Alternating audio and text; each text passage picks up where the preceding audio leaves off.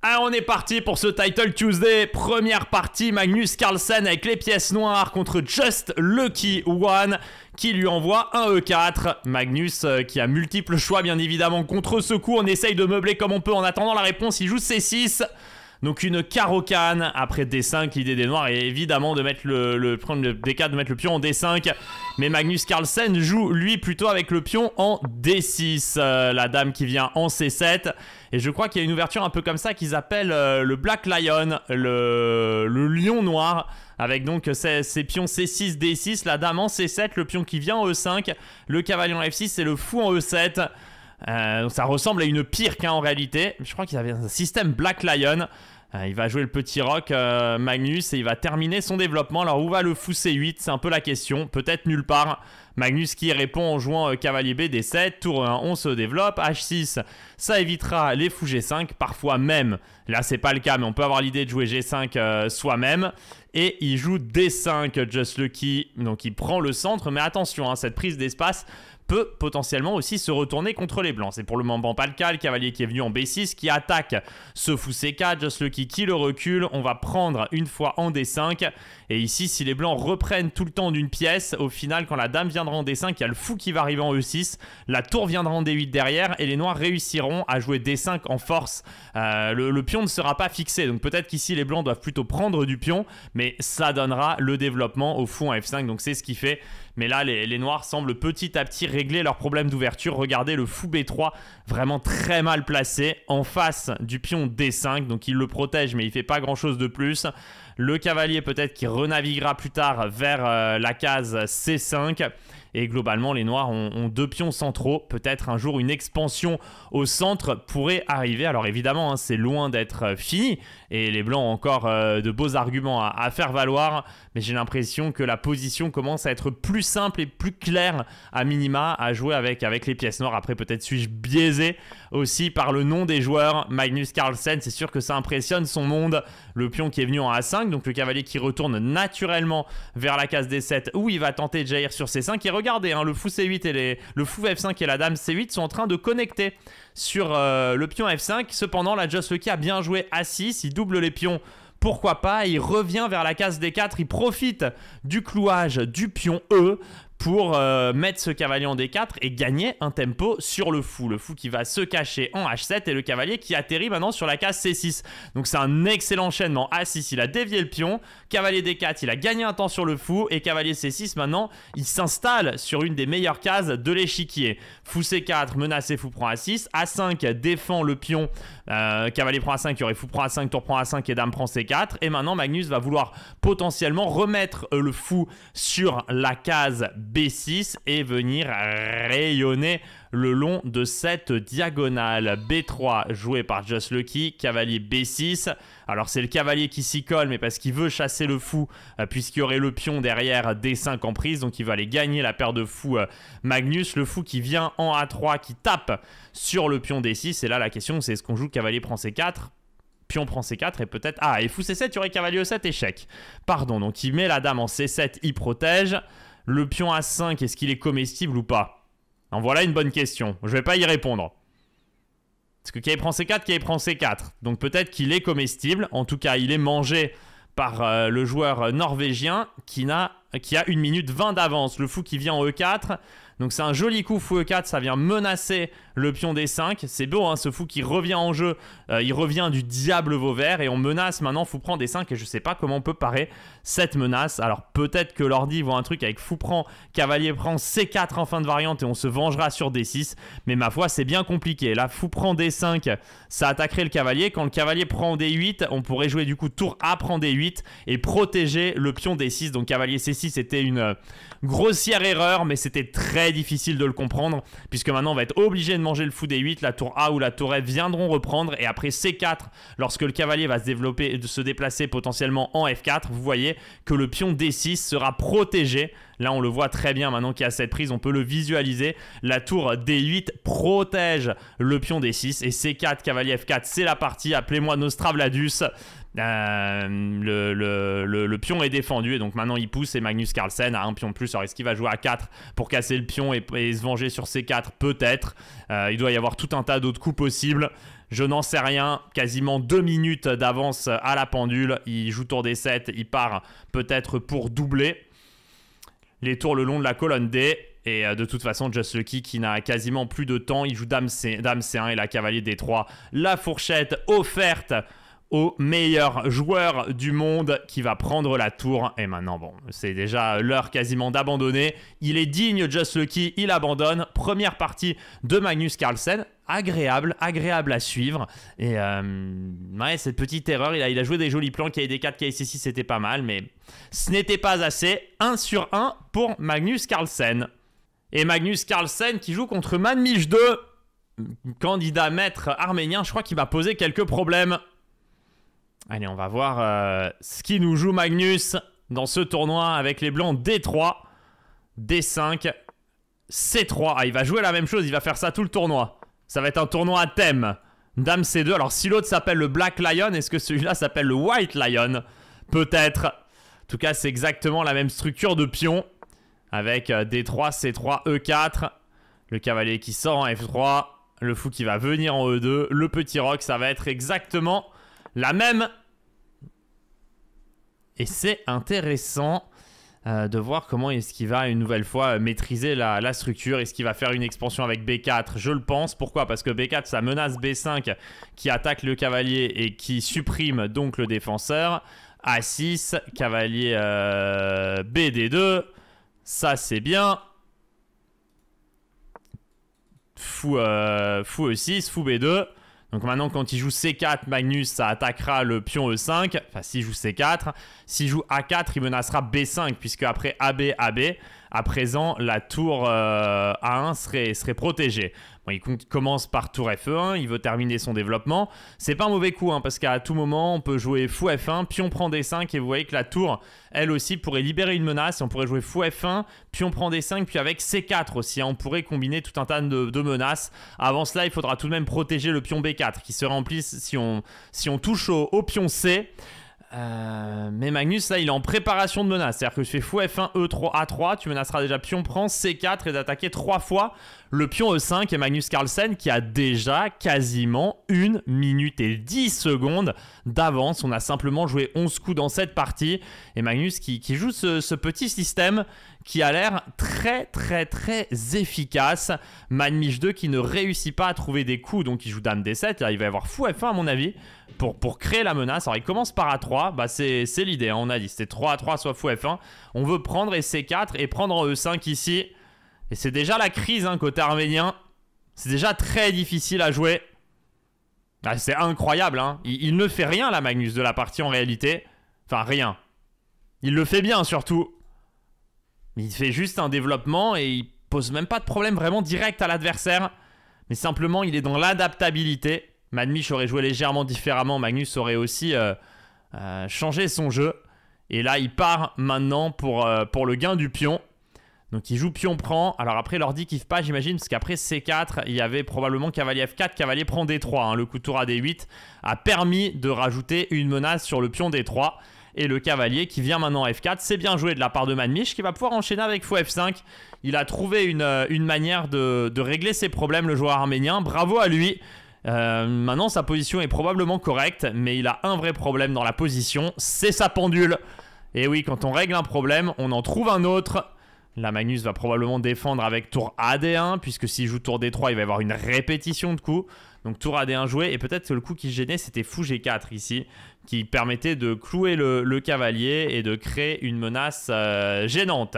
Le fou qui revient en C1, Magnus qui veut jouer cavalier prend E5 et fou prend F4. C'est vu par son adversaire qui joue fou G4, qui joue le clouage sur le cavalier F3.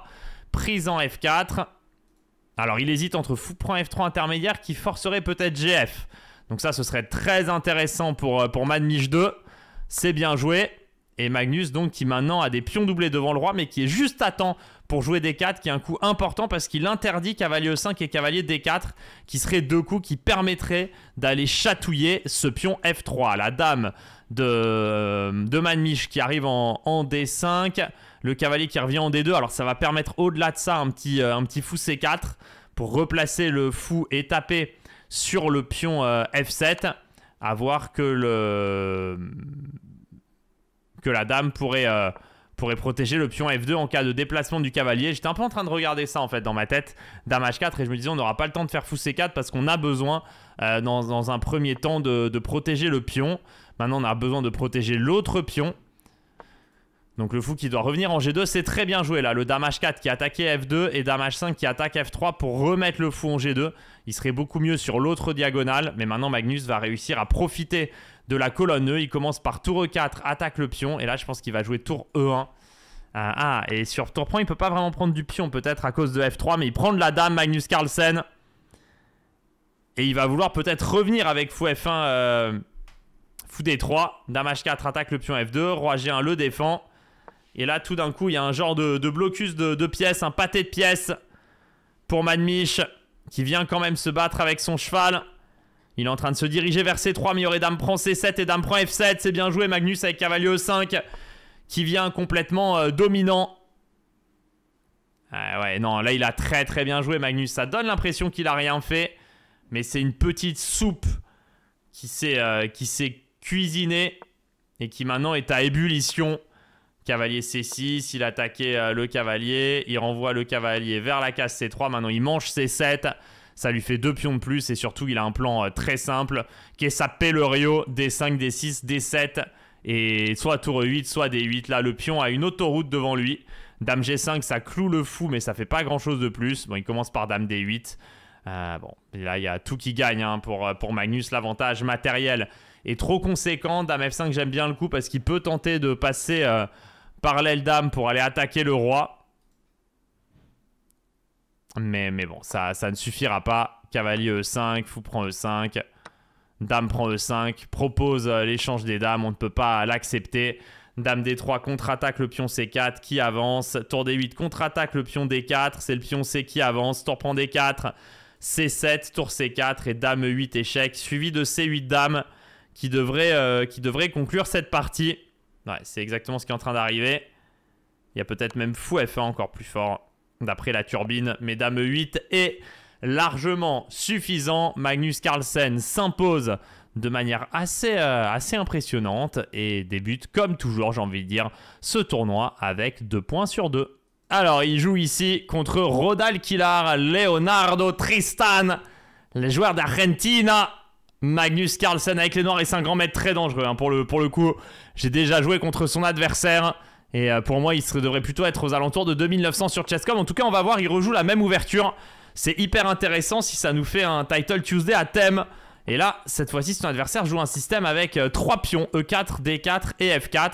Donc il vient miner le pion E5 et Magnus qui sort rapidement le fou en G4 pour tout simplement enlever une pression sur le pion D5. Donc il joue cavalier F6, je pense sur pion prend, il doit avoir des fou prend F3, fou prend E2 qui doit régler le problème de la surcharge sur le pion E5. Petit roc, fou E7 on imagine. Et donc maintenant on sait que quand l'adversaire joue avec D4, E4 plus F4, si on veut jouer comme Magnus Carlsen, on met le fou en G4 et on s'en prend au cavalier F3. C'est maintenant donc à son adversaire argentin de répondre. Il met la dame en D2. Et Magnus, comment va-t-il continuer? D'ailleurs, est-ce que pion prend, fou prend F3, pion prend F6, fou prend E2, pion prend E7? On semble toujours avoir fou prend F1 à la fin. Donc maintenant, on échange en F3. Et Magnus qui joue B5. Alors attention, hein, ici B5 ne menace pas B4, cavalier prend E4, puisque le fou, bien évidemment, est venu défendre le pion. Et c'est ce qui permet aux joueurs argentins de redécaler le cavalier sur la case E2, pardon. Le pion qui vient en C5, échange en E5, D5 joué. Et maintenant, Magnus va jouer pour cavalier E8, cavalier D6. Le fameux cavalier bloqueur qui, en plus, viendra toucher du coin de l'œil ou de l'oreille même le pion E4, donc un cavalier qui sera somptueusement placé sur la case D6 et ce coup C4 ça peut permettre aussi à Magnus de caler un petit fou C5, c'est chose faite d'ailleurs pour activer le fou qui aurait été mal placé en E7 derrière la structure de pion et qui vient en E5 et maintenant on va pouvoir jouer pour F6, chasser ce fou peut-être, c'est peut-être pas obligatoire, cavalier D6 direct, parce que je me dis fou E7 mais fou E7 tour E8 hein. Fou E7 n'est pas réellement une menace, et donc le cavalier qui vient maintenant sur cette case D6, et cavalier idéalement placé, dame G3, et maintenant peut-être F6 hein, pour chasser le fou. Et il joue F5. Oh, encore mieux. L'idée c'est qu'après pion prend F5, est-ce qu'il aurait pas un cavalier prend F5, dame bouge et E4 échec? Une découverte, regardez, il y a beaucoup de trafic entre la dame C7 et le roi. Il y a 1, 2, 3 pièces qui bloquent, mais peut-être que son idée, c'est le décalage. Attaque la dame, et maintenant, E4 échec. Ouais, c'est ciao, Rodal Kilar. C'est ciao, cavalier E5, merci. Merci d'être venu. Allez, hop, hop, hop, hop, hop, hop. On a gagné une Coupe du Monde de foot, ouais, c'est vrai, ok. Mais toujours envie qu'on batte les Argentins maintenant. Cette finale, elle a fait mal malgré le triplé de Kylian Mbappé. Il s'était imposé, mais Rodal Kilar qui va boire le bouillon face au Norvégien. Cavalier E5, donc attaque la dame. Le fou F3 va rester en prise sur fou prend E5 intermédiaire. Dame prend E5 sur échec. Et Magnus pourra croquer le fou F3. C'est un magnifique cadeau que nous offre le joueur argentin qui va s'incliner face à Magnus Carlsen après simplement une vingtaine de coups. C'est la douche froide du côté argentin. Ah, ils vont moins chanter. Ah, là, il faut abandonner, il faut être digne, hein, je pense, comme le premier adversaire de Magnus ce soir qui avait fait preuve d'énormément de dignité en abandonnant avec une qualité de moins. Et là, Rodal Kilar qui réfléchit dame H5, pion prend F3. Franchement, voilà, il joue contre le plus grand joueur de l'histoire des échecs. Et ce qui... Ouais, bon, c'est... D'accord, ok, cavalier prend G3, il a peut-être dame prend. Il y aura cavalier prend F3, donc même pas, mais G6. Dame ici et fou E7. Voilà, Magnus qui va aller simplement chercher la dame. Non, mais bon, à un moment donné, il faut être digne aussi. Rodal Kilar, puis on prend C7, fou prend F4, ça va faire 3 pièces de moins. Et il abandonne 3 sur 3 pour Magnus, qui a réussi. Hein, je vous ai montré le moment F5, il a détecté le trafic qui pouvait s'enlever sur la diagonale. Et ça a suffi à faire vaciller le grand maître argentin. 3 points sur 3, Magnus est propre. Et Magnus Carlsen qui affronte Anton Demchenko pour cette 4e partie du Title Tuesday, un adversaire redoutable en blitz de 1944 sur Chess.com, excellent blitzer. Ah, et Magnus qui change, hein. Ça y est, on est rentré dans du sérieux et on commence à jouer les vraies ouvertures. Et Magnus Carlsen qui joue une anglaise, donc ça pourrait faire penser ici à une sicilienne à l'envers. Évidemment, hein, le pion C4 qui est là pour renforcer les cases blanches et permettre au fou G2 de rayonner le long de la grande diagonale. Alors, son adversaire, Demchenko, qui allait cacher un fou en A7 qui va créer une action sur le centre et sur le pion F2. Les deux joueurs qui se développent, petit roc. Et on va voir comment est-ce que les deux joueurs souhaitent positionner leurs pièces. Donc j'ai l'impression ici que Demchenko est en train de préparer un D5 afin de venir contrer quelque part le centre et mettre quelque chose, un vis-à-vis en face de ce fou G2 qui rayonne en maître, qui règne en maître le long de la grande diagonale. Donc prise B5, cavalier D8. Allez, il va falloir décaler le fou peut-être un jour pour aller contester la colonne A, parce que sur tour 1, il y aurait fou prend F2, tour prend F2 et tour prend A1, je suppose. Donc il joue E3. Alors peut-être maintenant il pourra avoir tour A1, puisqu'il n'y aurait plus de découverte. Est-ce qu'il faut l'empêcher? Il joue fou B8. Non, il n'a pas voulu aller en B6, probablement il avait peur de cavalier A4, et il va se cacher en B8. Alors, en B8, le truc c'est qu'il ne peut plus vraiment respirer, parce que même si on fait C6, D5, dans tous les cas, et qu'on ouvrait le pion E5, on taperait encore contre du dur. Donc il semblerait que le fou ait perdu de sa superbe. Ah, les pièces sont pas super bien placées, hein. Je pense surtout au fou B8, la tour A8 qui pourrait, si le centre s'ouvrait, manquer le long des colonnes E, le long de la colonne E notamment au noir. Fou prend G2, roi prend G2, dame E6 attaque le pion en 1. Le pion C4 qu'il va falloir défendre. Alors il y a 3 choix, dame E2, dame D3, dame B3. Et il choisit D5, il choisit de ne pas le défendre directement, mais d'avancer au centre. Donc D5 et B6. Ah ouais, c'est pour ça en fait qu'il a joué D5. C'est pour enchaîner avec B6, parce que son idée c'est que sur C6, Je pense qu'il veut prendre. Si on prend une pièce, il aura la case D5. Et s'il prend un pion, le pion B passé est bien soutenu par la tour B1 déjà. Même pas. Ah, il veut jouer contre le fou B8 qui peut plus sortir. Ça a été raté par Demchenko et par moi-même. En fait, il joue sur le fou inexistant de manière éternelle. Tant que le pion est en D5, le fou B8 ne bouge plus. Bon, alors la tour A8, heureusement, s'il y avait les pions A6 et A5 ici, qu'il y avait des pions qui bloquaient la colonna, la tour serait enterrée à vie et ce serait complètement gagnant pour Magnus Carlsen. Là, pas complètement, puisqu'il n'y a que le fou B8 hein, qui ne joue pas. La tour, elle, a un rayon d'action le long de la colonna. Ah, c'est bien joué. C'est pour ça qu'il fait tour A1.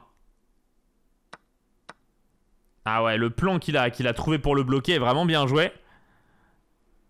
Maintenant, est-ce que Magnus va pouvoir terminer la partie? Il fait pas complètement rien, ce fou. Il défend D6, qui est une faiblesse. Donc dame G4, ça menace le pion C4. Hein, ça laisse pas le temps avec des dames A8.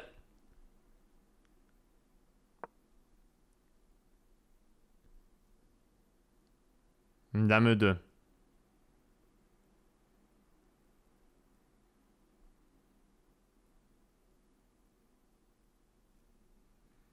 Sur pion prend, cavalier prend, pion prend.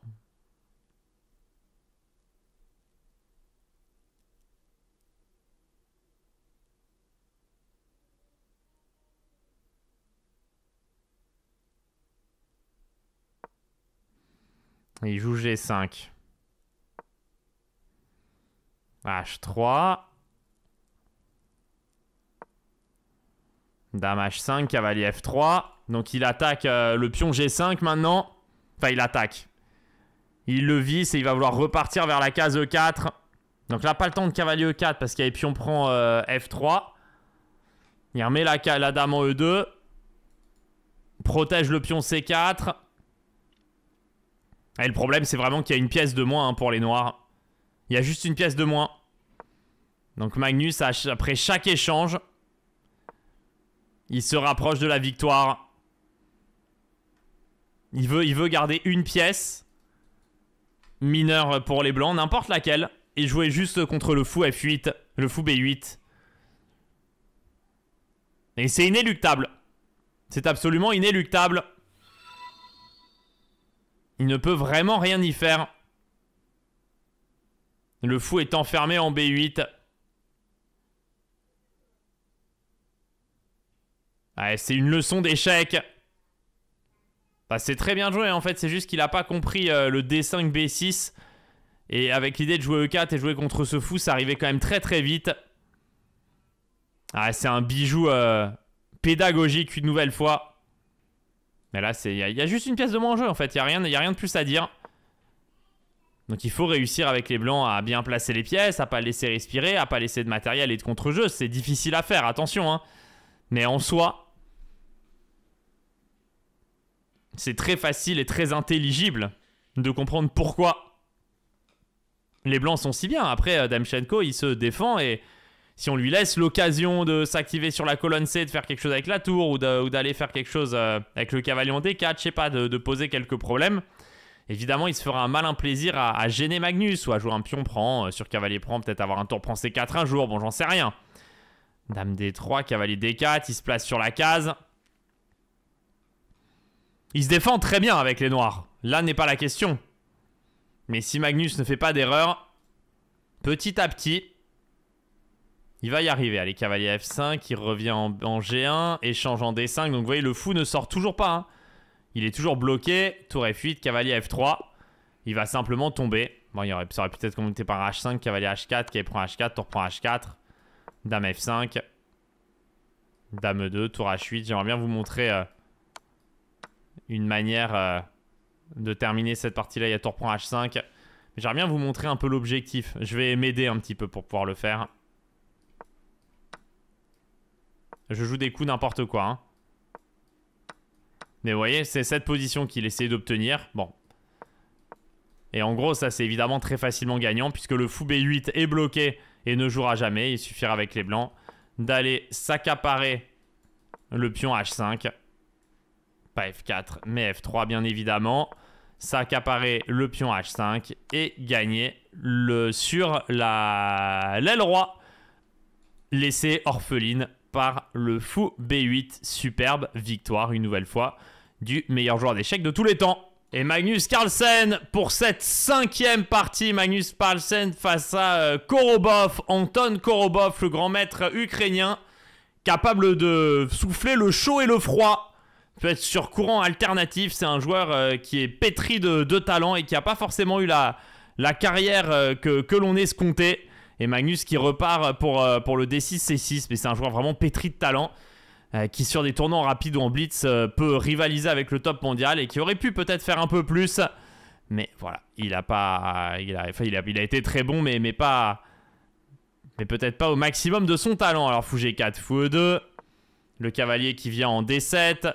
Donc c'est de nouveau ce même système qui nous met en place. Il a mis le fou en G4. Quand ses adversaires ont joué avec les 3 pions E4, D4, C4 du coup, et E4, D4, F4. C'est facile de s'en rappeler. Et le fou qui vient en E7. D5, donc la prise d'espace. Et j'imagine qu'il va juste troquer. C'est jamais facile de maîtriser ses positions. Mais là, avec les blancs, on a l'impression qu'on a affaire à un joueur d'un autre calibre qui sait vraiment ce qu'il fait.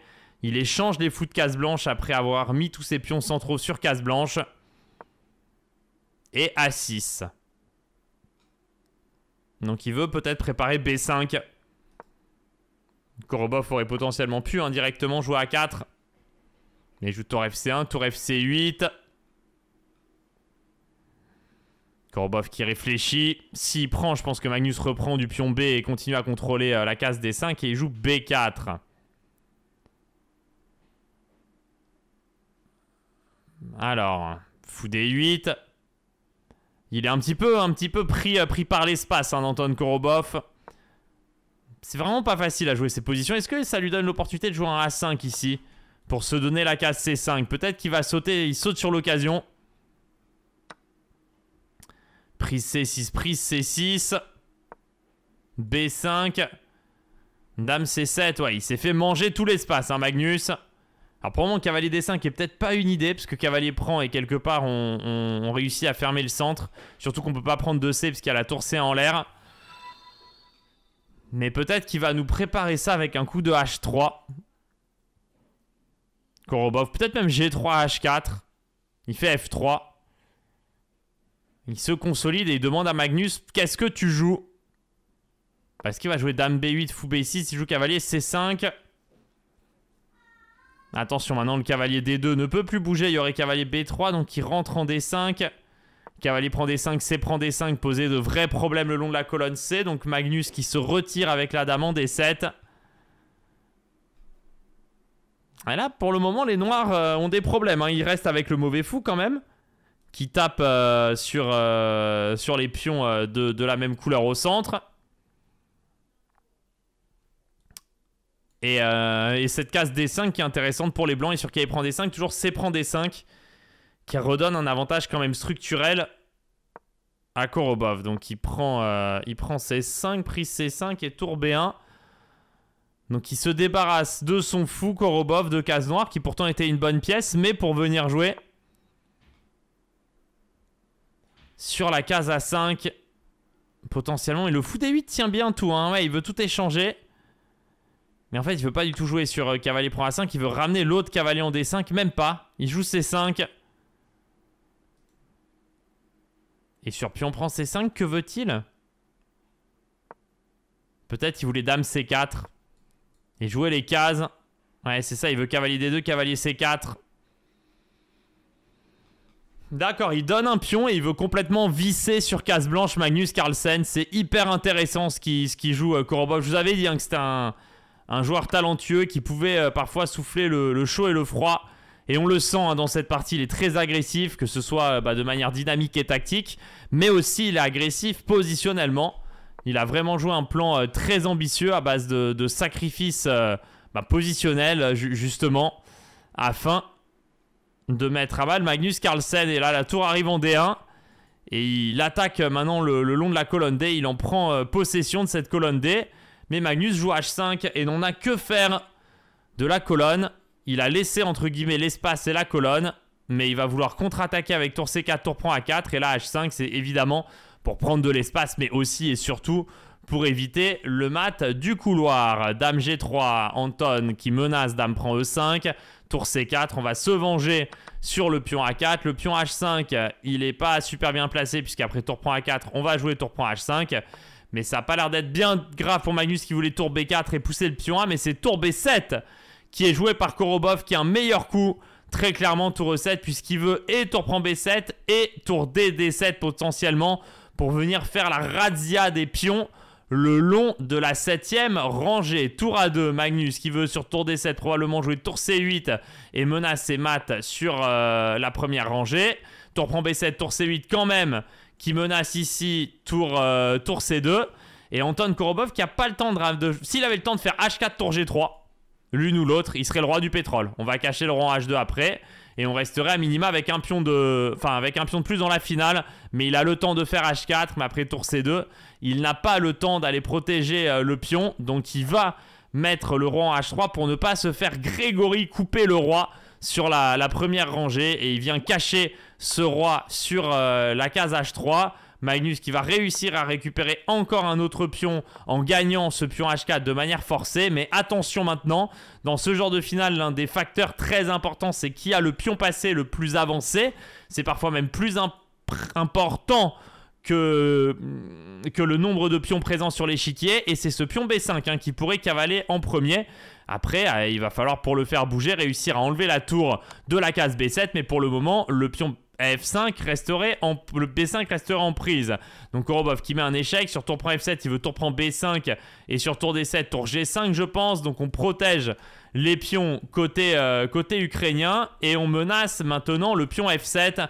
A noter que le pion H5 reste sous menace. Magnus qui va jouer tour B3 échec et tour prend F3 pour conserver son pion. Ça laisse le temps au pion B de partir. Magnus qui va peut-être revenir sur la case B3 pour se placer devant le pion et l'empêcher d'avancer. Maintenant peut-être que tour B4 et tour prend G4 est une idée. Il fait F6, veut conserver le pion F et menace tour B4, tour prend E4 et il empêche au passage l'avenue du pion et la roi C5. C'est une grave erreur parce que tour prend E4, il n'y a plus de tour prend H5. Il place la tour en A7 pour menacer le pion G7, mais tour G4 vient défendre. Et maintenant, c'est le pion H qui va cavaler. Il cavale, il cavale, il cavale, il court le furet. C'est bien évidemment une contrepèterie, si vous ne le savez pas. C'est pas le furet qui court, mais ouais, c'est peut-être... ouais, nous sachons. Attention, c'est pas en train de se faire là peut-être. Parce qu'il y a un tour G8 et tour prend B7. Il y a tour G prend G7. Sortie du diable Vauvert. Le tour prend G7 échec qui aurait permis de gagner le pion. Et peut-être qu'Anton Korobov est en train de s'en sortir. Tour prend H2, tour prend B7. Alors c'est pas terminé encore. De tour F2, roi E6, il y a tour D6 échec qui a l'air fort. Et sur roi G6, tour G2, roi F5, tour F2. Magnus qui s'est peut-être trompé à un moment donné. Roi G6, tour G2. Et il n'y a pas de manière de faire ici. Il fait tour H5. Alors il n'y a pas tour H7 mat. Il essaye de monter le roi. Alors s'il y a une manière de faire, et Magnus l'a trouvé. Le magicien des finales, El Magico, comme je l'appelle maintenant, est venu jouer le roi en G4. Et là maintenant c'est tour C3 échec qui aurait pu arriver. Mais là ouais, c'est C5 et le roi qui est coupé. Et Anton Korobov qui s'incline. Mais comment c'est possible? Que fait la police? Pourquoi est-ce qu'il n'est pas allé jouer tour prend B7, tour prend B7 ici et roi D4 pour venir arrêter le pion? Ça c'était une simple défense. Ouais, mais il a craqué parce que c'est dur. Il a craqué parce que c'est dur. Magnus qui a tenté la dernière chance et qui obtient le point complet. Il obtient le point complet et il va tourner après 5 parties à 5 sur 5 en ayant battu un très valeureux Anton Korobov qu'il aura fallu mettre sur le reculoir toute la partie pour finir par le faire exploser. Ça fait 5 points sur 5. Magnus Carlsen, Anish Giri, Ali Reza Firouja, Lionel Jospem, Alexander Gritchouk, Sarana, Goïsev Vladimir, Dimitri 2000 qui est de retour, important quand même avec 5 sur 5, André Kin Sarana, ils sont tous là.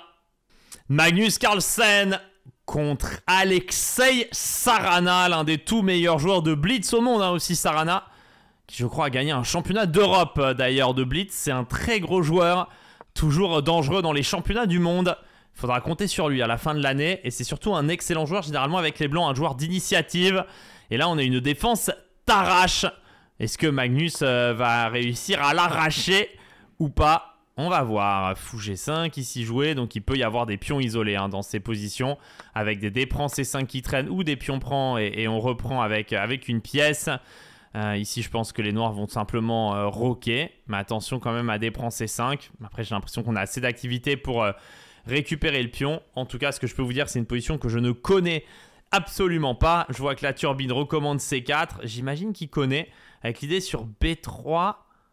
Peut-être de... Ah, c'était B5 et Dame A5 échec. Bon, il y avait un échec qui récupérait la pièce, si vous vous posiez la question. Et là, ça veut dire que les noirs vont avoir le temps de jouer pour tour B8 et B5, je crois. Parce que généralement, la règle, c'est que si t'as le temps de faire B5, t'es bien. Si t'as pas le temps, généralement, enfin, moi, on m'a appris que t'étais moins bien. Là, je vois que c'est pas le cas. Mais moi, on m'a appris que si on n'avait pas le temps de faire B5, on était moins bien. Alors après, est-ce qu'il va avoir le temps? Ah, il a peut-être tour C1, B5. Ah, bah, s'il a tour C1 et B5 derrière, il a le temps, il doit être bien. Toujours vérifier les coups comme Dame B2, hein, les coups de Trafalgar avec sur B5 qui prend D5, il y en a qui prend D5, Dame prend A5 et Cavalier prend. Donc le coup de Trafalgar ne marche pas. Mais faites très attention hein, quand vous avez ce vis-à-vis. Là ça va pour les noirs parce que le cavalier C6 défend la dame. Et on voit un Magnus Carlsen qui réfléchit, mais pourquoi il réfléchit? Parce qu'il y a B5 qui arrive, hein, et B5 ça menace B4, attaque le cavalier, et C3. Ça menace d'enfoncer. Donc là, c'est pour ça que Magnus prend autant de temps et qui tank à ce moment de la partie. C'est un moment tout à fait normal et logique. Là, il va prendre plus d'une minute hein, sur ce coup, à mon avis. Parce que ça peut très vite mal se passer. La turbinette hein, qui recommande de jouer tour C1 et de prendre en B5 puis prendre en C4.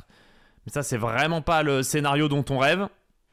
Mais je vous ai dit, hein, dès qu'il y a ce Dame A5 qui arrivait, que ça semblait poser problème. Et là, Magnus qui tank, et tu tank dans cette position qui ne te plaît pas.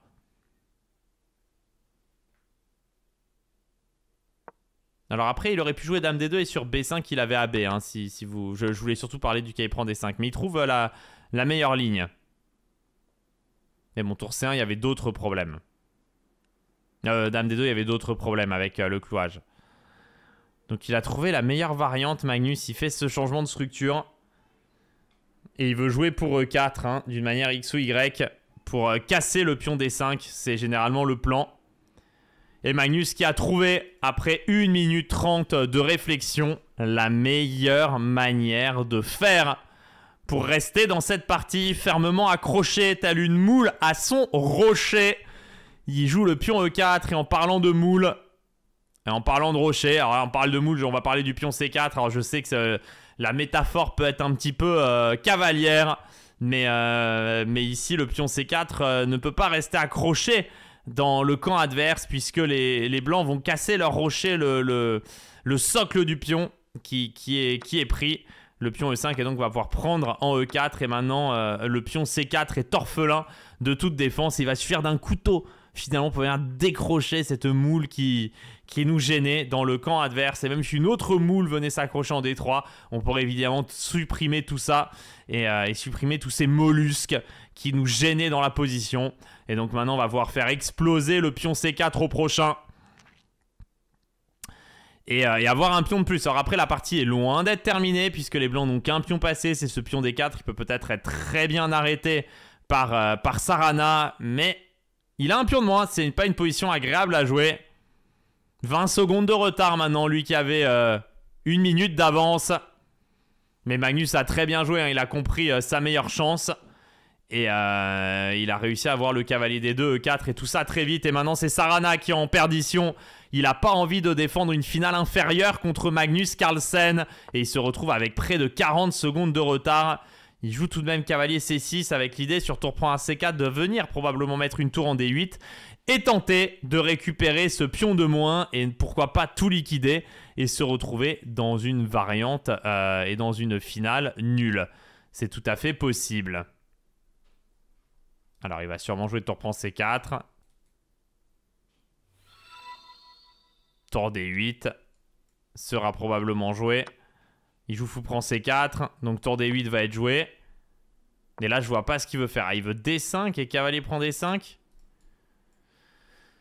Fou prend D5, dame prend D5, dame prend D5, tour prend C6. Mais il y avait tour prend D5 intermédiaire. C'est pour ça qu'il joue tour A1. Ah, c'est bien joué. Parce que dame C7, il y a fou prend D5. Oh là là là là, le tour A1 qui n'a pas du tout été vu. La dame ne peut pas rester au contact du cavalier. Ah, mais il y a cavalier E7. Waouh, cavalier E7 et dame prend D8, tour prend D8, tour prend A5, cavalier prend A5. Alors ça, pour de la réussite, pour Sarana, c'est de la réussite. Mais il n'est pas encore complètement sorti du schmilblick. Ah là là là là là là. Le schmilblick est encore là parce que regardez, il y a le fou à 2. Et le cavalier qui va arriver en D6. Et Magnus qui va tenter de tout miser sur le pion. Alors il va faire tour D7 en premier. Ah mais ça va, non, la tour arrive. Pas le temps de mettre le cavalier en D6. Magnus qui met le fou en B3, c'est normal. Tour A3. Il va mettre la tour en B7, non, cavalier C5. Il essaye de s'accrocher. Regardez l'harmonie des pièces. Ah, c'est bien joué, Sarana qui fait mal. Cavalier E4, la tour qui va revenir en A7. En A3, mais tour B7 cette fois-ci. Attention quand même. Attention quand même. Cavalier A5, il veut peut-être tour B8, échec, j'en sais rien. Et plus que 10 secondes. Oh, Sarana qui est en train de suer face à Carlsen. Il a trouvé encore des problèmes. Ah, mais là, il va avoir un pion de moins. Il va avoir un pion de moins. Mais comment fait-il? Mais que fait la police? Comment fait-il pour avoir ce style? Bon, c'est incroyable. Lui qui réussit toujours à poser le problème de plus. Alors la finale n'est peut-être pas gagnante, mais il a encore réussi à se donner des chances. Et j'ai envie de dire heureusement Gukesh, heureusement pourquoi que t'as pas eu la finale à jouer contre Magnus et que c'était Dingliren en face. Parce que contre Magnus, frérot, on sera encore en train de la jouer après 8 heures de jeu. Ouais non, en fait tu l'aurais déjà perdu. Magnus Carlsen est tout simplement incroyable. Il tente et il trouve toujours comment faire. Et là il y a F6 échec maintenant. Et F7. Roi G7 encore. On leur dit donner gagnant, mais je voyais pas comment. Mais là, j'ai l'impression que les blancs sont gagnants de toute façon. Et Sarana qui est en train d'exploser. Roi E5, cavalier F7, échec. Et il y a fou prend F7 et cavalier D6. Sarana qui explose complètement au contact. Il voulait ça, mais le problème, c'est qu'il y a ça, ça, ça, ça. Et on va réussir à rentrer, à gagner le pion et à remporter cette partie. Mais comment fait-il ? Comment fait-il? Il est ici. On a l'impression que Sarana va obtenir la nulle. Et lui, que nenni. Il va mettre le fou à 2, le pion en G3 et la tour en D7 et poser des problèmes tactiques que l'un des meilleurs joueurs d'Europe et du monde, Sarana, c'est quand même très solide en blitz, n'est pas capable de régler. Et ça fait 6 sur 6 pour Magnus Carlsen. Cet homme n'est pas humain. Cet homme n'est pas humain. C'est incroyable. Et ils ne sont plus que 2 à 6 sur 6. Magnus Carlsen et Alireza Firouzja. Eh oui, eh oui. Où sont les Américains? Où sont les Indiens? Où sont les Russes? Il n'y en a plus, mesdames et messieurs. C'est les 2 meilleures nations du monde qui vont s'affronter aux échecs. La Norvège et la France, bien évidemment. Oh que oui, oh que oui. Ah, c'est exceptionnel. Alireza, bien évidemment, lui aussi, ne fait pas partie de la même espèce que nous. Ce sont des extraterrestres. Et il y a peut-être Jospem qui peut les rejoindre. Oh! Attention, mesdames et messieurs. Jospem, bien évidemment, lui aussi, est fait d'un tout autre bois. Et oui, 6 sur 6, il y a aussi Jospem. Il ne fallait pas l'oublier. Alors là, c'est peut-être terrestre côté Jospem. Peut-être dans un autre matériau. Côté Jospem. Et Magnus Carlsen qui affronte ici nul autre que Jospem. Martínez Alcántara, le joueur qui nous vient des montagnes péruviennes. Un joueur fort dans les parties en manque d'oxygène. Il vient de terre brûlée. Au vent. Bon, j'ai tenté un truc, j'ai raté. Désolé les chefs. Bon, Magnus qui nous rejoue la même ouverture. Avec D3, C3, E4. E5 qui est joué. Donc on a de nouveau cette structure. Peut-être qu'il va mettre le fou en G5. Exactement, on a compris comment il a joué.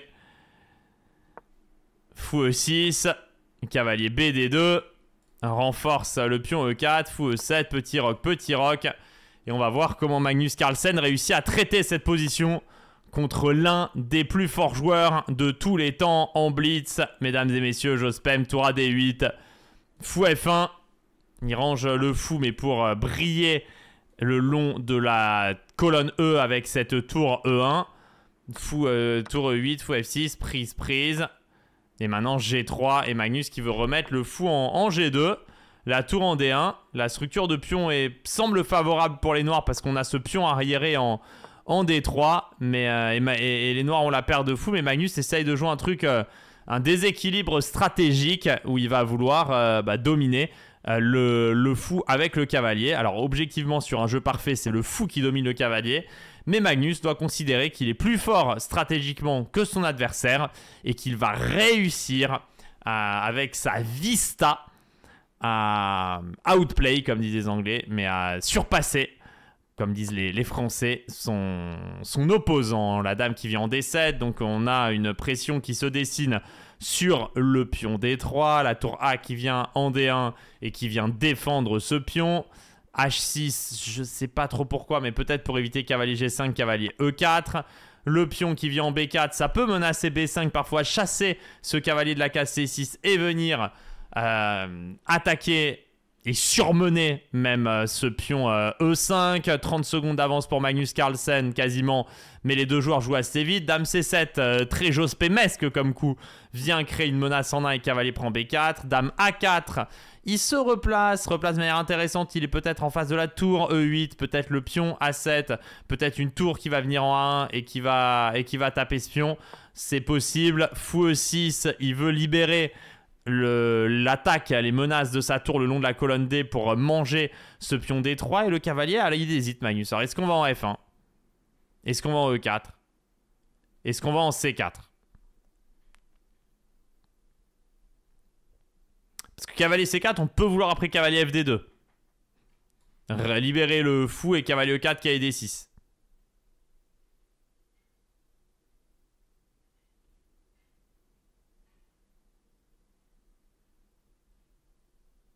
Mais cavalier C4, il y a peut-être E4. Je suis en train de réfléchir en même temps que vous. Je réfléchis à voix haute. Mais cavalier C4, E4, tour prend E4, ça a l'air d'aller. Ouais, peut-être cavalier C4. En tout cas, il faut bouger ce cavalier parce que sinon le pion est en prise. Hein. Alors après, on peut bouger aussi le cavalier F3. Il joue cavalier C4. Après, c'était pas sûr hein, qui marche ce coup. Il y a aussi tour prend D3 à vérifier. En tout cas, la jauge nous rassure. Elle n'a pas bougé d'un iota. Donc ça veut dire que ça passe.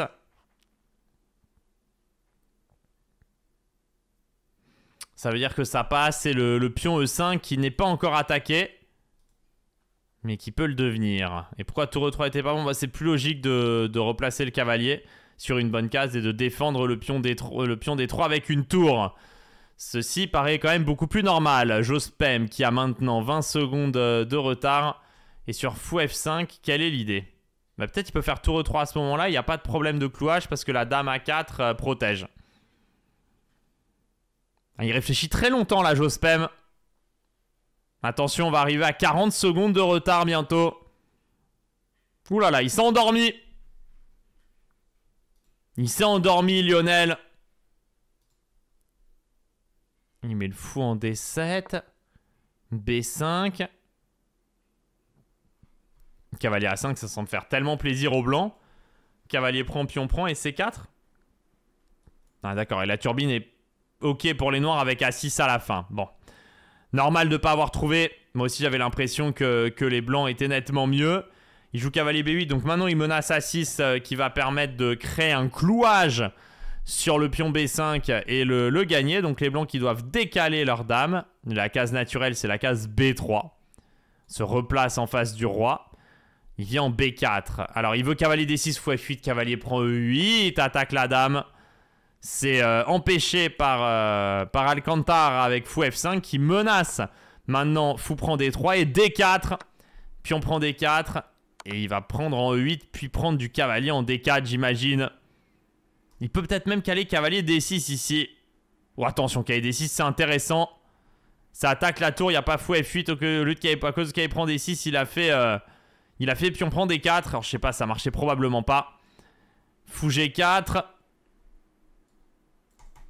Il cloue le cavalier F3. Cavalier CE5, attaquerait le fou et sur fou prend E5, pion prend E5, attaque le fou G4. Comme ça, il n'y aura pas le temps de faire tour prend E5. Ça peut être une vraie option, cavalier E5. Il joue tour D3, mais qui est aussi une vraie option, et cavalier E3. Et oui, parce qu'il laisse pas fou F5.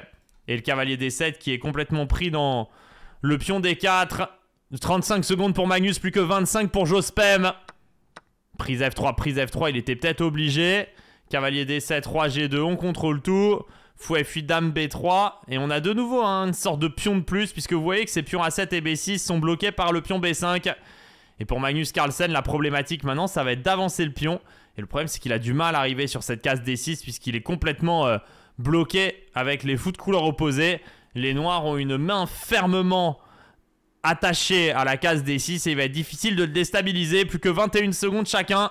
Magnus qui va devoir trouver un plan pour passer. Il fait tour C6, fou G7. Alors c'est peut-être l'occasion d'envoyer le pion et profiter de l'absence du fou pour arriver jusqu'en D6. Il commence par dame C2, j'aime bien. Dame prend D4, je sais pas ce qu'il veut.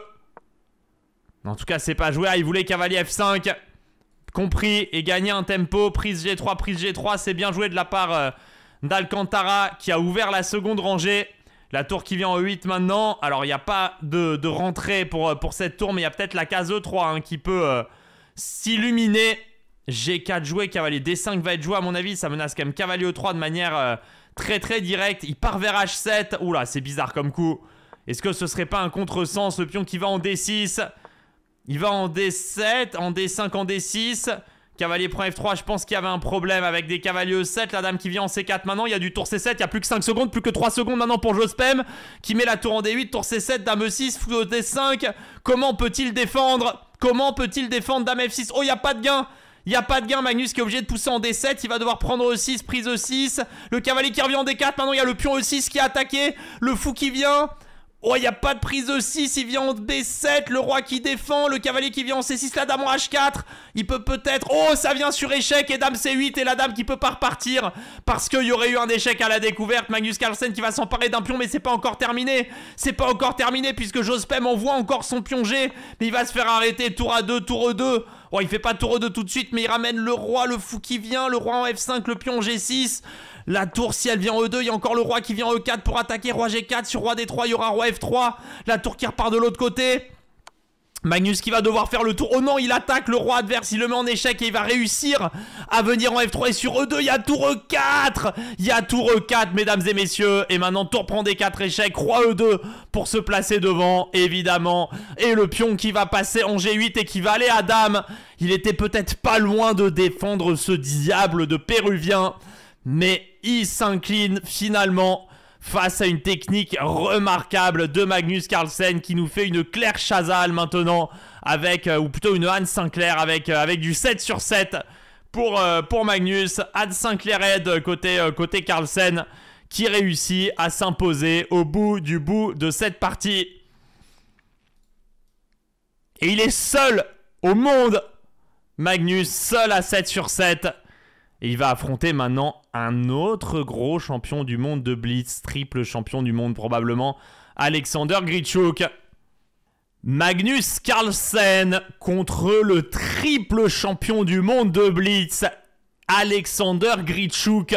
C'est le seul à avoir glané autant de titres derrière Magnus. 3 titres de champion du monde, c'est quand même énorme, excellent blitzer Alexander Grischuk, bien évidemment. grand ami de Vlad Tkachev. Si vous suivez beaucoup la chaîne, Alexandre, qui est un super joueur de blitz, on va voir ce qu'il donne.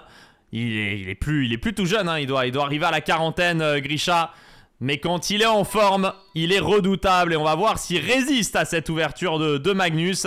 Dans les positions et dans les finales techniques, Alexandre, s'il a assez de temps, il sera là pour mettre le défi. Donc ça ressemble vraiment à une Philidor. Ça doit même être une Philidor avec ce C6, D6, E5 qui transpose beaucoup. Et cette fois-ci, la dame n'est pas encore allée en C7. Le pion A4 qui a pris de l'espace, le fou qui vient en E3 côté Grichuk, qui est Magnus Carlsen ici, qui va probablement nous envoyer un petit rock. En tout cas, je l'imagine bien rocker. Il prend D4 en premier.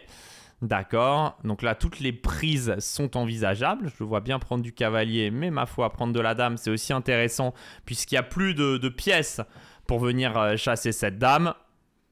Donc je vois bien jouer dame prendre D4. Après, cavalier prend D4, ça vise directement la case F5. Mais bon, cavalier prend D4, peut-être qu'il veut cavalier C5. Et on protégerait la case F5 avec le fou et on menacerait le pion E4. Donc fou prend D4. Il prend la troisième option et fou D3.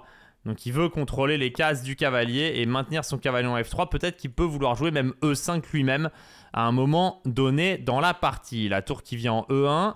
Donc il va pouvoir au passage peut-être ramener ce fou sur la case F1 en cas de besoin. Mais pour le moment il n'est pas si mal placé en réalité, puisqu'il défend le pion E4 et le pion D6 de Magnus est bien placé. Et sur dame A5 il joue cavalier D2. Grisha il veut venir sur la case C4 taper le pion D6 et il n'est pas contre un échange. Cavalier prend, fou prend, avec le fou qui obtiendrait la case C4. Et au passage peut-être une petite menace de fou prend F6.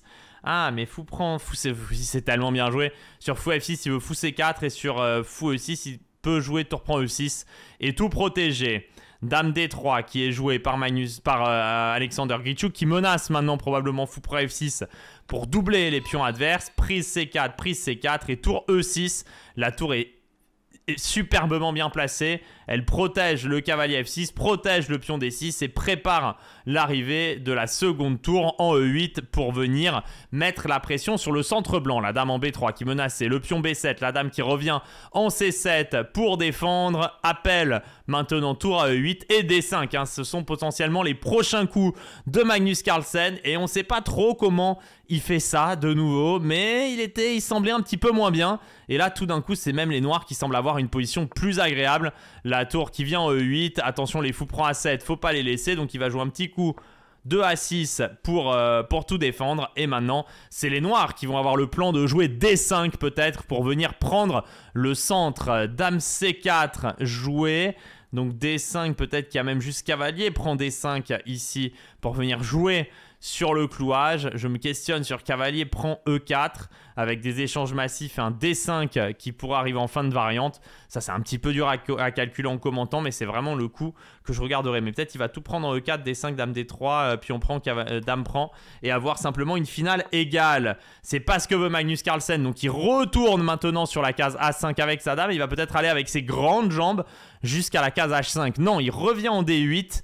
Et pourquoi il a fait ça? Il a voulu attirer le pion B4, mais c'est tellement bien joué parce qu'il considère que c'est un affaiblissement et qu'il pourra par la suite, quand il joue D5, avoir ce fou F8. Vous voyez, j'ai fait la flèche qui viendrait s'en prendre directement à ce pion B4. Là encore, c'est du Magnus Carlsen, coups humains, mais Grisha qui utilise l'opportunité et qui pousse son pion sur la case B5, propose des échanges et puis vient tout simplement déranger le pion C6. Pourquoi? Pour venir gagner la case D5 pour son cavalier C3. Ça répond du tac au tac dans ce duel de champions du monde. Et on comprend pourquoi ces joueurs-là sont à 7 points sur 7, 6 points et demi sur 7. On voit qu'il y a quand même une hiérarchie et qu'il y a derrière d'autres joueurs, mais quand même un petit peu largués pour le moment à 6 points. Mais on voit là un véritable duel de champions du monde, hein, de joueurs qui sont au top de leur jeu. Tout simplement. Donc B5, coup quand même gênant. On échange une fois en B5. Et il va peut-être falloir mettre la dame en D7 pour protéger le pion C6 et le pion D6. Donc c'est très bien joué. Dame D7 qui protège tout. Qui menace rien mais qui défend. Et peut-être que D5 arrivera un petit peu plus tard dans la partie. Magnus Carlsen, 44 secondes, 1,05 pour Grichuk. Il faut qu'il garde le rythme, Alexander. Il faut garder le rythme. Ah, je sais pas ce qu'il doit jouer là, c'est pas facile. Magnus qui défend tout. Et il est solide hein, comme un roc. Il a d'ailleurs fait un petit roc. Et là, il a 6 secondes d'avance sur Magnus. Mais maintenant, ça y est, le temps s'est écoulé. Il joue dame à 4. C'est bien parce que ça s'enlève un peu des D5. Dame C8. Il doit se penser qu'il améliore sa dame peut-être pour jouer D5 et plus avoir le vis-à-vis. Sur fou prend F6, il y a toujours tour prend F6. Hein, donc on n'est pas gêné. Et 12 secondes d'avance. Ah, et là, il tape un peu contre un mur, Alexander. Alexandre Grichuk qui tape un peu contre le mur, Magnus. Il finit par faire E5. Il va essayer de liquider, aller chercher une nulle.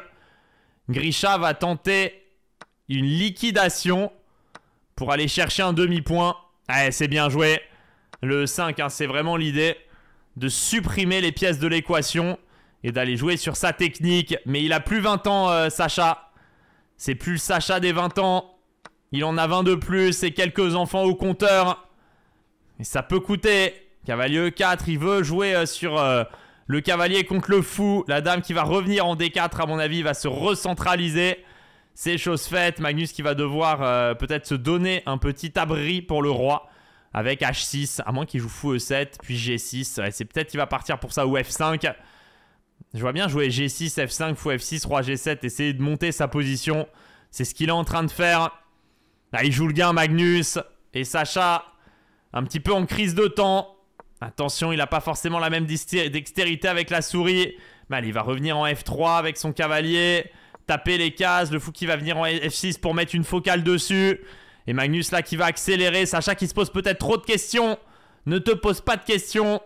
Il faut jouer. Roi E7. Il va mettre la dame en D5 peut-être et tenter la montée du roi. La chevauchée folle peut-être du roi pour Magnus Carlsen. Mais sur dame D5 il va pas échanger les dames, Grisha. Si, il les échange. Et le roi qui va chevaucher. Mais Alexandre qui a tout calculé. Son roi chevauche aussi, fou D8. Il veut venir en B6 mais Sacha qui veut chevaucher. Ah, il lui a amené le roi en D3, Magnus, pour mettre le fou en B6.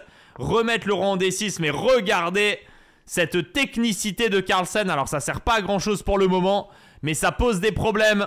Ah, Alexandre qui veut vraiment mettre ce cavalier en D3. Magnus qui veut vraiment lui interdire. Et il va réussir peut-être à répéter les coups. Non, Magnus qui tente le tout pour le tout. Il veut faire tomber Sacha Grichuk qui donne le pion F2. Attention, c'est peut-être Magnus qui va tomber. Non, c'est pas Magnus qui tombe, mais c'est pas Sacha non plus. Le pion qui part en H5. Attention, Sacha est dans le dur.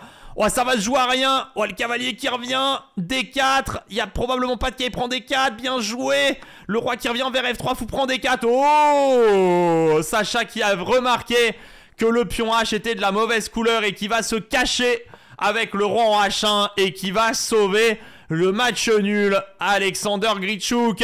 Je vous avais dit que c'était un duel de champion du monde. C'était pas n'importe qui en face et je vous avais parlé de la technicité d'Alexandre, même dans des situations difficiles. Et lui a le niveau pour réussir à contrer le meilleur joueur de tous les temps en finale. On est à 7 sur 8 pour Alexander Grichuk et 7,5 sur 8 pour Magnus Carlsen. Et je vais en profiter pour écrire un petit message à Sacha pour le féliciter parce que c'était une belle partie.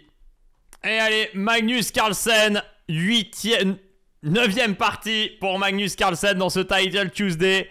Il joue ici contre Temur Kubokarov, joueur qui nous vient, je crois, d'Australie avec ce joli drapeau. J'espère ne pas dire de bêtises. En tout cas, E4, D6, c'est E4, C6, une nouvelle pseudo-pirque ou Black Lion, comme je vous disais. Je crois que les deux noms sont applicables. Il va remettre le pion E5, c'est une journée à thème. Il va rejouer pareil, hein. S'il joue C4, il joue avec fou G4. Quand le pion vient pas en C4, il garde le fou en C8, jusqu'à maintenant. Après, peut-être que les blancs jouent H3 aussi, ouais, pour éviter fou G4 à la place. Donc il échange, il prend en D4, il joue avec G6. Il va venir mettre le fou en fianchetto en G7. C'est bien joué, cavalier C3, petit roc. Et donc on a une structure Alors c'est pas facile, c'est un type de Maroxy, mais contre la structure D6, C6. Et Vlad m'avait dit qu'il avait travaillé ça pendant plusieurs semaines consécutives et que c'était plus agréable pour les blancs qu'avec les pions E6 et D6. Mais bon, pour le moment, Magnus qui se débat bien. Il met le cavalier en C5, la tour qui vient sur la case E1. Il défend le pion E4, A5. C'est logique, ça empêche B4 et on vient installer durablement le cavalier sur la case C5. Dame E7, il vient viser le pion E4 et on va voir si les blancs décalent cette tour C1 maintenant et la remettent sur la colonne D pour venir augmenter la pression sur le pion D. Mais non, il change la nature de la structure de pion Kubo-Karov et il va tenter de jouer contre cette colonne E. Alors moi je réfléchissais déjà à cavalier E4 qui était le coup qui me paraissait intéressant, mais bon c'est très très compliqué. L'idée c'est d'essayer d'attaquer le fou. Il joue dame F8. Allez, dame F8 c'est très bien joué, ça se voit tout de suite. Très joli coup. Il s'enlève du vis-à-vis, il se met sur une bonne case en réalité. La dame est bien placée, elle surveille du coin de l'œil le cavalier C5, elle peut permettre des fou H6. Ah bah là déjà fou H6, il y a dame prend F6, mais peut-être il va jouer cavalier D7. Ah, cavalier D7, il y a fou prend G7. Alors peut-être l'autre. Parce que fou H6, fou prend C1. Hein. C'est-à-dire que ça peut... Il fait cavalier H5. Ah, ça c'est bien aussi. Oh! Mais c'est qui ce fou? Il veut tour E1. Il veut quoi sur tour E1? Parce qu'en fait, il veut tour C1, fou F4 et fou prend E5. Là, il veut fou F4. Mais attendez, je veux juste regarder. Il voulait quoi là-dessus? Fou F4. Admettons G3. Ah, et fou prend C1 maintenant. Ok, jouer sur les faiblesses. Ok, mais c'est trop bien joué. C'est trop bien joué. Et du coup, tour C1, fou F4 quand même, G3. Et il veut... Ouais, bah, c'est la même idée. Et il veut jouer sur la dame H2 bloquée. Non mais c'est fou là ce qu'il a fait. C'est hallucinant. Je remonte le coup. En fait, dame H2, tour prend E5, tour prend E5. Toutes les personnes normalement constituées de ce monde jouent fou prend E5. Et il joue fou H6, attaque la tour. Parce que quand tu bouges la tour, il te fait fou F4. Il t'attaque la dame et il vient prendre ta tour après. Non mais bon, cet homme n'est pas humain. C'est très fort. Alors ça se passe pas trop mal pour Kubo-Karov avec ce G4 et cette tour en E8 qui est pas si mal placée. Mais tout de même, avoir l'idée de fou H6, fou F4, c'est quand même assez hallucinant. Et il veut jouer contre cette dame très mal placée. Mais Kubo-Karov pour le moment qui défend très très bien. Alors, cavalier E4. Alors là, sans ordi, le truc qui me viendrait à l'idée, c'est de faire cavalier prend E4, tour prend E4, cavalier E2, cavalier prend E2, dame D1, roi G2 et dame prend B1. Mais c'est peut-être pas terrible. Allez, oh non, ça laisserait des dames E5 échec. Et donc là, Kurbin, elle voulait prendre en E4 et... Ah, il fait ça comme ça. Il prend H3 et prend D4. Ça m'aurait paru dangereux à première vue. Ah, mais fou G4... Ah, sur dame E3, il a dame D1. Et sur dame E3, il a dame D1, il n'y a pas dame E1 à cause de tour E8. Donc dame E3, dame D1, roi G2, tour E8, dame E8 et dame B1. C'est donc Sanovi. Et dame E5... Roi G8, dame E8, roi G7, dame E5, roi H6. Non, c'est perpète. Donc comment il fait? Non mais la partie là est complètement tarée. Hein. C'est que des coups inattendus. Mais ça fait pas encore craquer Kubo-Karov. Mais là il réfléchit genre décemment un truc type... Attends, l'ordi il fait quoi? Mais ça c'est juste nul, non? Ah... Il veut dame A7, roi H6, dame prend F6. Ah mais il se prend cavalier E4.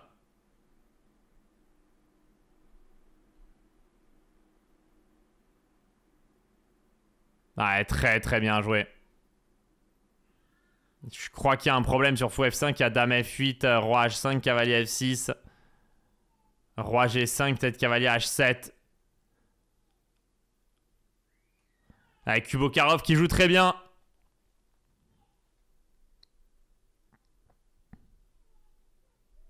Magnus est peut-être foutu.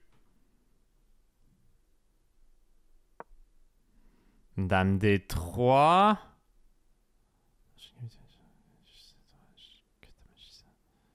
Parce qu'en fait, Dame F8, Roi H5, cavalier F6. Il commence par cavalier F6. Dame F3, Roi G1. C'est très très difficile à calculer.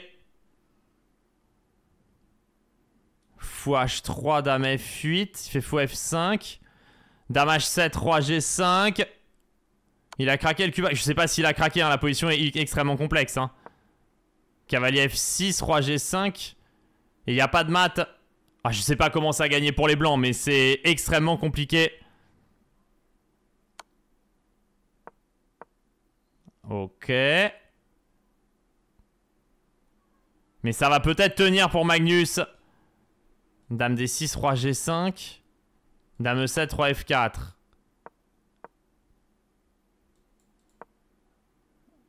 Ça va répéter. C'est pas un mauvais résultat pour Magnus Carlsen. Son adversaire a excellemment bien joué. Et là, ça va faire match nul. Non, il prend pas la nulle, Kubokarov. Il joue le gain. Il est complètement taré. Bon, après, il est mieux, hein, sûrement. Ok. Mais cette fois, il tente pas le gain plus longtemps. Et ça fait match nul entre les deux. Et alors, qu'est-ce qu'il a raté, Kubokarov? Dame F8, Roi H5. Cavalier F6, Roi G5. Cavalier H7, Roi H5. Ok, et là, à la fin, il fallait Dame F4. Et là, on était dans un vrai réseau de maths. C'était vraiment pas facile. Il a vraiment pas raté un truc évident, Kubokarov. Mais bravo à lui, hein, il a sorti une énorme partie. Ça fait 8 sur 9. Et qui retrouve-t-on aussi à 8 sur 9? Un certain Hikaru Nakamura, qui revient de loin. Et Denis Lazavic aussi. On en avait parlé des deux. Ils étaient lâchés. Mais comment ne pas avoir un Denis Lazavic à quasiment 100%? C'est quasiment impossible. Il est là toutes les semaines. Hein. Je pense qu'on va bientôt le retrouver au-dessus de 27-50 feeds. Un joueur exceptionnel en blitz. Magnus Carlsen avec les pièces blanches contre le numéro 1 français Alireza Firouzja. Ça va être une partie de fou furieux, les amis. Le classico. Probablement les deux meilleurs joueurs du monde pour le coup en blitz actuellement. Qui s'affrontent. Ils s'étaient affrontés en finale du Speed Chess Championship. Ça avait tourné à la correctionnelle pour le numéro 1 français. Mais là, sur une partie, dans un système suisse, tout est possible. C'est une carocane qui a été envoyée par Alireza Firouzja. Et attention, hein, ce fou C8 qui peut rester bloqué derrière la chaîne de pions. Il faudra jouer de manière précise pour ne pas souffrir d'une infériorité numérique côté français à l'aile roi. Alireza qui développe son cavalier en E7. Donc le cavalier peut peut-être venir vers la case G6. Non, il joue avec F6. Il va vouloir jouer avec G5 et H5. C'est une structure de pion assez intéressante que veut imposer Alireza Firouzja. D'ailleurs, Magnus Carlsen ne le laisse pas faire. Il met immédiatement le pion H4 pour interdire les poussées de pion. Mais ça permet à Alireza Firouzja de mettre le fou en D6 et de venir prendre peut-être en G3 en forçant la prise du pion F. C'est probablement pas encore possible puisque Magnus Carlsen pourrait prendre intermédiaire en G6 et mettre le roi noir en échec. En plus, ce pion prend, la dame reprendrait et pourrait faire un petit coup de billard tel une dame de snooker qui viendrait remanger ce fou G3 en gardant la structure au propre. Alireza Firouzja qui réfléchit. Il joue cavalier C, E7, Alireza. Il vient renforcer son cavalier, cavalier D2 et Magnus qui laisse fou prend G3 et qui veut reprendre de F. Pourquoi? Parce qu'il voit ce cavalier en G6 et il veut lui interdire toutes les cases vers l'avant et toutes les cases intéressantes vers l'arrière. Magnus Carlsen qui prend la décision de jouer contre ce cavalier G6 et contre les cases blanches. Et maintenant peut-être que Magnus Carlsen va prendre en F4 et jouer fou prend H7, sauf qu'Alireza a prévu un F5 qui enfermerait le fou avec ce cavalier E7 qui tient la case G6. C'est extrêmement bien joué de la part des deux hommes. Il échange donc en D2 et joue G3. Et donc Magnus Carlsen qui donne la paire de fous. Mais regardez, le fou de case noire est remplacé par des pions, des pions, des pions, des petits pions, toujours des petits pions. Et fou prend H7 joué ici. Oh, l'idée sur F5, c'est cavalier G5. Magnus qui voit un pion, il le prend. Et F5, cavalier G5, fou prend G5, pion prend G5. Et le fou serait protégé par la tour. C'est extrêmement bien joué de la part de Magnus. Et oui, parce que si le pion est comestible, ça veut dire que toutes les finales seront gagnantes. Et c'est 30 secondes d'avance déjà pour Magnus Carlsen, qui avait perdu il y a 2 semaines, au nez et à la barbe d'Alireza Firouzja. Il a décidé de venir prendre une revanche et celle-ci pourrait être cinglante. Allez, plus qu'1 minute 30, Alireza qui a laissé déjà la moitié de son temps filer dans ce début de partie plutôt raté. Il accepte de jouer en infériorité numérique. Fou D3, fou D7, fou D3, la dame qui va venir en C7, grand roc, roi B1. À mon avis, ce sont les coups qu'on va voir. Je vois pas Magnus rester dans ce vis-à-vis. Il commence par tour H1. Pourquoi pas, le roi qui part en B8, le roi qui vient en B1, tout cela est très normal. Et Alireza qui va probablement continuer le déploiement de ses pièces par cavalier C6, il veut aller jouer pour E5. Magnus Carlsen qui met le cavalier en B3, il va vouloir venir avec ce cavalier sur la case C5, E5. Alireza qui crée une menace directe, c'est E4 pour faire une fourchette, il faut trouver et avoir du répondant côté Magnus Carlsen face à cette menace. Est-ce que c'est fou B5? Est-ce que c'est fou F1? Est-ce que c'est peut-être fou F5? C'est fou F5 qui est choisi par le Norvégien. Fou prend F5, dame prend F5 qui va arriver. Magnus qui met le pion E4, ça Alireza, pion E4, ça échange. Le cavalier, il va vers la case E3, donc il va naviguer en D2, puis en F1, puis en E3. De la case E3, il contrôlerait les cases F5, G4, D5 qui seraient bien placés. On va voir si Magnus le fait tout de suite partir. Est-ce qu'il hésite avec un coup de pion? Il joue F4, maximaliste. Ah ouais, il veut mettre le cavalier en E3 et après taper très très fort sur le pion D5. Alors là, l'ordi dit qu'il y a une chance, c'est de jouer G5, mais c'est très difficile à jouer. Il joue tour C8, menace cavalier B4 et cavalier D3. Donc A3 contrôle la case et il n'y a pas de cas, il prend D4 parce qu'il est contrôlé par le cavalier. Et c'est G5 qui est joué maintenant par Alireza Firouzja qui veut ouvrir la position à l'aile roi. H5 est là un coup primordial. G4 joué par Alireza. Et maintenant Magnus Carlsen, on voit qu'il s'est peut-être un petit peu emmêlé les pinceaux. Et ce pion H5 qui peut rester esselé. Et si Alireza réussit à mettre le cavalier rapidement F5, ça pourrait tourner vinaigre pour le meilleur joueur du monde. Attention, attention Magnus, ça peut être chaud pour toi. Oh, mais il a dame E2, cavalier H2 et pas cavalier E3. Sur cavalier E3, il y avait fou prend, mais Magnus qui a vu ce cavalier H2, le petit coup en plus. Cavalier prend G4, tour prend G3, cavalier E5, attention. Il va vouloir jouer pour la case D4 Magnus. Attention, attention que le fou G5 ne se retrouve pas complètement inutile dans cette partie. Il y a tour G1 aussi d'abord, mais il va y avoir du cavalier E5 qui va partir. Et plus que 30 secondes maintenant pour Alireza, alors que Magnus Carlsen compte encore la bagatelle d'1 minute 23. Ah, ça pourrait se payer en rivière. Ah ouais, il a emprunté en gouttes et il est en train de payer en torrent les secondes perdues. Alireza Firouzja, tour F1, fou C7, cavalier F6 et dame H5 qui va arriver. Regardez le pion complètement acculé. Cavalier E7, tour F7. Il joue le clouage. Dame F2 qui va arriver. Il va vouloir rentrer avec la dame. Tour H7. Tour H7 bien joué. Il contrôle la 7ème rangée. Dame B5 maintenant. Oh là là, ça part pour cavalier C5, cavalier D7. Le cavalier E3 qui contrôle la case F1. C'est dur pour Alireza. C'est extrêmement dur. Et je parle évidemment de cette partie. Dame D6 et cavalier C5 quand même. Alireza qui n'a plus aucune case blanche. Ah là là là là. Menace cavalier D7. Et maintenant dame A6. Si le roi part en D8, il va y avoir cavalier B7. Et si le roi revient en B8, c'est dame B7, échec et mat. Et voilà comment, en 3 coups de cuillère à peau, le meilleur joueur de tous les temps vient mettre à mal le numéro 1 français. Pourtant, clairement numéro 2 mondial sur cette année en Blitz. Mais malheureusement, c'est Magnus qui s'impose et qui impose sa loi.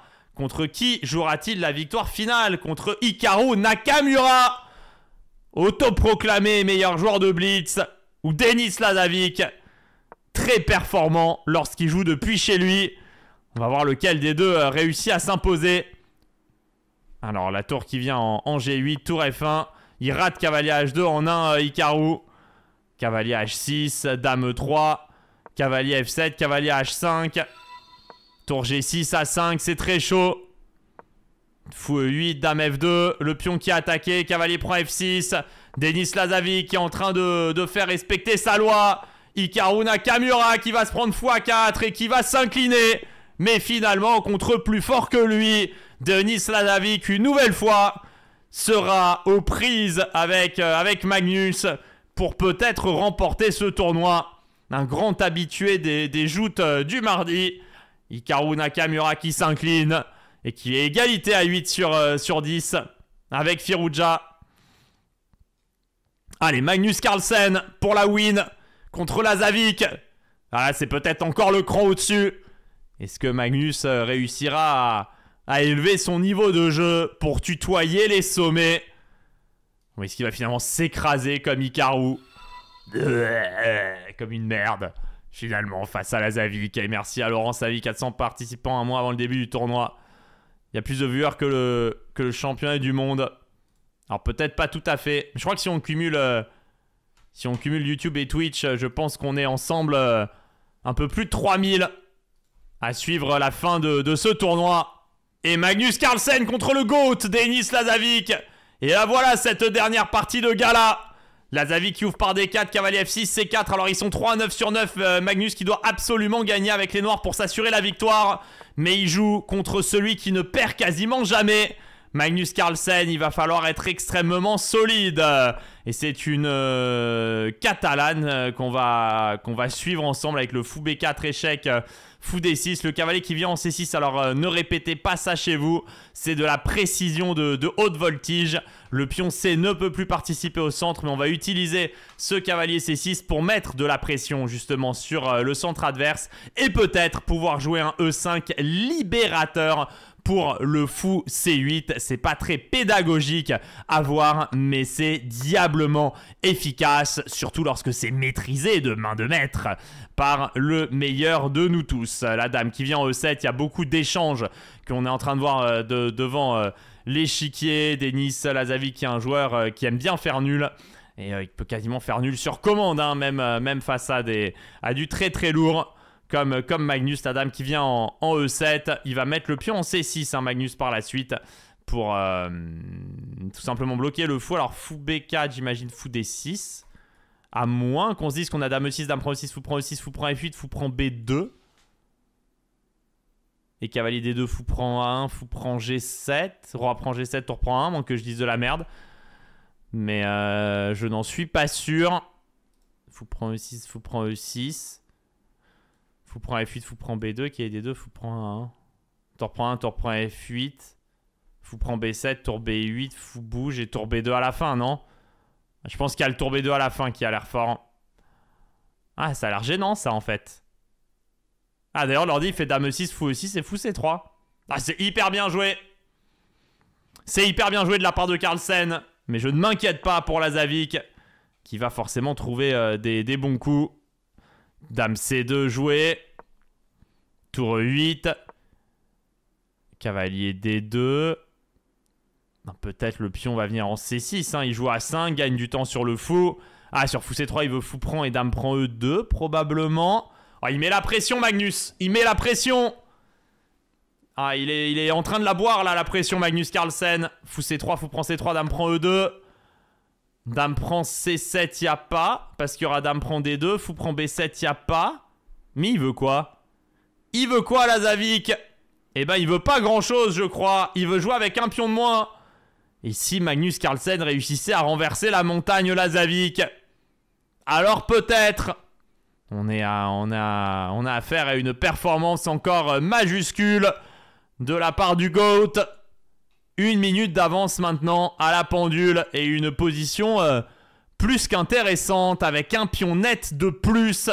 Ah, il peut même avoir l'idée de revenir en H5 avec la dame, d'aller lui caler fou H3 et de jouer l'attaque de mat. La position semble extrêmement difficile pour le jeune joueur nous venant du Bélarus. Il met le cavalier en B3. Alors il crée quand même une double attaque. Menace cavalier prend A5 et menace peut-être dame prend C7 et dame E5. Mais oui mon Magnus. Mais oui mon Magnus. Et on sait avec quoi le mot Magnus rime pour Denis Lazavic. Je ne vais pas le prononcer bien évidemment. Mais nous avons compris ce dame 5 qui fait très mal. Ce dame 5 qui fait très mal. Et oui, défend tout, propose d'échanger dame. Et quand le pion va arriver en C6, ça va faire ultra mal. Parce que ça va fermer la diagonale et ça va fermer la colonne. Donc Lazavic qui tente de s'accrocher. La roi F8 qui va arriver pour fermer les cases le long de la colonne E. Oh là là là là là là. Mon petit Denis. Ça se passe pas bien là. Ça ne se passe pas bien. Il y a même du A4, A3 qui peut exister pour sortir la tour sans avoir eu à bouger le fou. Et là, je vois bien jouer tour A7. Bon, tour A7, c'est peut-être un peu ambitieux. Peut-être juste tour B8. Ah, tour B8 et B6. Il se passe quoi, mon Lazavic? Il se passe quoi? T'as une 40 de retard, frérot. Il se passe quoi? Cavalier B3. B6. Bloque le cavalier. Fou D7. Contrôle le cavalier. Elle est très facile. Et oui, il se Charles Pasqua. Lazavic, telle est la question. La tour D8 qui vient. Il va falloir abandonner, mon petit. Il va falloir abandonner. Oh ouais, bah là, ça va pas être facile à défendre. Hein. T'as quand même un pion de moins dans une finale de tour. Contre un peu le meilleur joueur de finale avec avantage du monde. Oh bah cavalier D3, tour D1, il y a cavalier F4, ça a été vu. Oh bah tu te fais fixer le pion. Oh, ça c'est cavalier hein, Lazavic. Oh. C'était cavalier 1, mais ouais, cavalier 1, il y avait peut-être roi F1 et ça tenait quand même. Oh. Oh, ça va être cavalier C1 à mon avis. Oh, il y a C4 aussi. Oh, il doit pas être bien. Ah, il a pas l'air bien Lazavic. Allez Magnus, faut le finir. Il faut le finir. Ah, cavalier C1, tour prend D2. Voilà, ça y est, il rentre dans cette finale. Et B5, on va complètement contrôler le roi adverse. Et puis on va monter notre roi. Je pense pas qu'on va y laisser le roi rentrer. Là, il y a un petit coup de F6 peut-être. Cavalier H7, on va pouvoir venir cueillir le cavalier. Et donc F6, cavalier E4, j'imagine roi E6. Suivi de roi D5. Je pense que c'est ce que Magnus va jouer. Après, c'est probablement pas la seule option. H6 et F5, alors et roi E6. Bon, c'est tout gagne. Le cavalier qui revient en D4, il protège le pion. Il va faire F5, il continue à prendre de l'espace. Il joue G5, il prend encore plus d'espace. Il va mettre le roi en E5, il prend encore plus d'espace. Il va jouer F4, il va prendre encore plus d'espace. Vous avez compris le concept. Et je pense qu'il va jouer après C4 et ramener le roi en C5 peut-être. Ah, il joue H5. En fait, il a un seul problème, c'est qu'il a du mal à bouger le cavalier D4. Mais là, il va faire C4, cavalier F5, cavalier H4 sûrement. Ouais. Donc cavalier F3, cavalier H4 ou roi F5, roi G4. Oh! Bien joué. Encore plus propre. Et comme ça, il tenait le pion B5, il tenait C4 et A4. Il tient F4 et il allait manger H4. C'est du coup humain. Il a extrêmement bien joué Magnus pour terminer la partie. Et il va remporter ce tournoi avec 10 points sur 11. Kasparov qui a battu Alireza Firouzja. Malheureusement, alors c'est pas Gary, c'est l'autre. Et on va aller voir comment ça se termine côté Nakamura si on y arrive. Hikaru Nakamura, je ne le vois plus. Et Hikaru Nakamura qui termine le tournoi avec 8 points sur 11. Il a complètement explosé à la fin du tournoi. Et donc Magnus Carlsen qui va s'imposer avec 10 points sur 11. Bon, C'est trop fort, hein. C'est beaucoup trop fort, hein. Donc victoire de Magnus Carlsen dans ce title. Merci d'avoir suivi. N'hésitez pas, si vous suivez les vidéos, à mettre des likes et des commentaires si vous aimez ce qu'on fait pour les championnats du monde sur les vidéos d'analyse ou sur les directs ou globalement sur tout le contenu que vous pouvez croiser. Ça nous aide vraiment, les likes et les commentaires. C'est pas des blagues. C'est déjà très très sympa si vous pouvez le faire. Et je vous souhaite à tous une excellente soirée. Ciao ciao, bonne soirée. Merci, au revoir. Ciao ciao. C'est la Hesse. That's right. C'est la Hesse. That's right. C'est la Hesse. C'est la Hesse.